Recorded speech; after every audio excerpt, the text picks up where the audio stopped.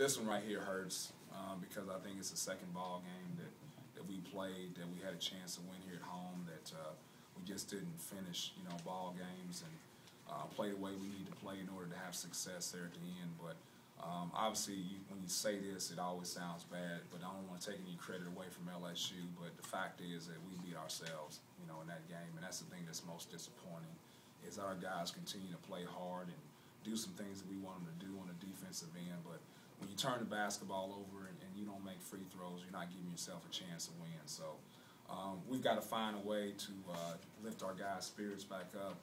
2 close ball games here at home that you lose, that you had a chance to win. But the most important thing is get our guys back and get them playing hard.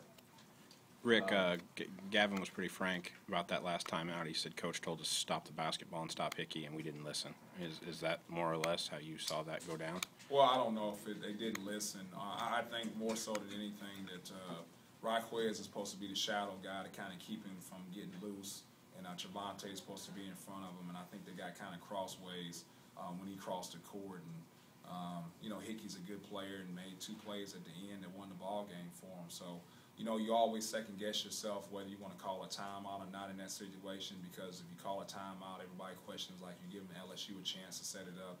But when we made that basket, our defensive transition was nowhere to be found. So they would have got a shot at the rim. There's no question about that. Our guys were celebrating and trying to find their men. So I thought it was best for us to call a timeout. And when I called a timeout, I thought I was pretty clear about what we needed to do, but obviously that's not the case.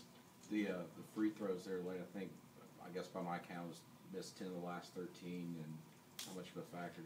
Obviously played quite a bit in it. It was the factor. Yeah. We missed 8 straight down the stretch, so yeah, it was the factor.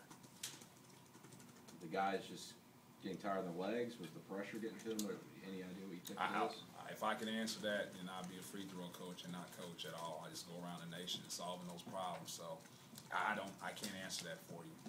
In the last 2 games, really a strong defensive first half, and second half, obviously, the other team finds something. I don't know if there's a common theme there. What's gone wrong? Well, I think the common theme is the fact that they start pressuring us, whether it be like in a man-to-man in the half court or some sort of a press, and we don't handle it very well, When teams are down, they're going to do 4 things. They're going to pressure you more on the defensive end, and on the offensive end, they're going to set more ball screens to drive, going to penetrate and drive, and they're going to crash your offensive rebounds really hard. So our guys are aware of those things because, like, when teams get down, they start doing some things as far as, like, trying to cause turnovers so they can play offensive basketball in transition. So, it's not that our guys aren't aware of it. They're not handling it very well. So we got to find a way to come out in the second half and play with that same life and energy in the second half that we did in the first half. But more so than anything, I think our guys are so worried about like the pressure and the press, and we don't just play basketball. I think we're really out of sorts on the offensive end because offense is really just about rhythm, and people are knocking us out of our rhythm at this point in time in the second half. Speaking of that press, you just feel like the guys still trying to learn some things on how best to handle it? Yeah, I think that too, but you're so worried about like if you go make a play and you turn the basketball over, you become passive. So you got to find the right medium of like still attacking in the press, but also not turning the basketball over. So I think we can't find that medium right now, and part of it, I shouldn't say part of it, a lot of it has to do with it. We have 0 experience, in that backcourt besides Jalen.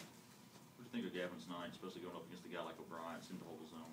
Well, I think Gavin's just turned the corner as far as like continue to become a better basketball player. He's going to be a guy when it's all said and done in the SEC that's going to be a problem for the other team. They're going to have to double him in the post or come down and dig in the post or do something because he's just too big and strong. He's a freshman right now, and he's doing those things. So imagine what he's going to be like when he's a junior, when he's got some savvy post moves and understands some things. So, if we can get the ball to Gavin, that's our problem sometimes. We can't get the ball to him. But if we can get the ball to him, I feel pretty good about our chances. Do you worry about losing this team right now, or do you feel like this is part of the process with so many young guys learning how to win, and losing can be just as contagious as winning? No, I don't worry about losing because we got good kids. When you got good kids, you're not going to lose them because playing hard and winning and trying to get better is important to them.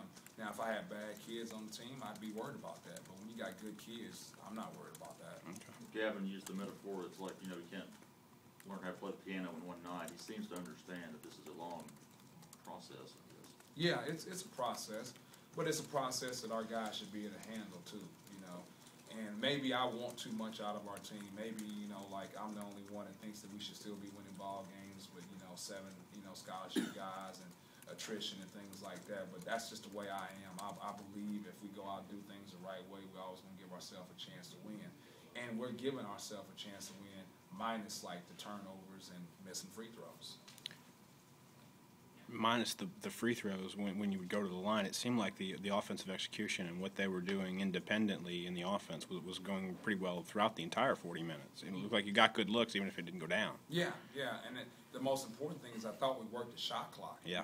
We grinded it out and continued to work the shot clock, and that's what you want when you're up like that. You're really not concerned about making quick attacks unless you have something there, but go down and play good defense and grind out the shot clock. And I thought we did those things and got fouled and simply didn't convert at the free throw line.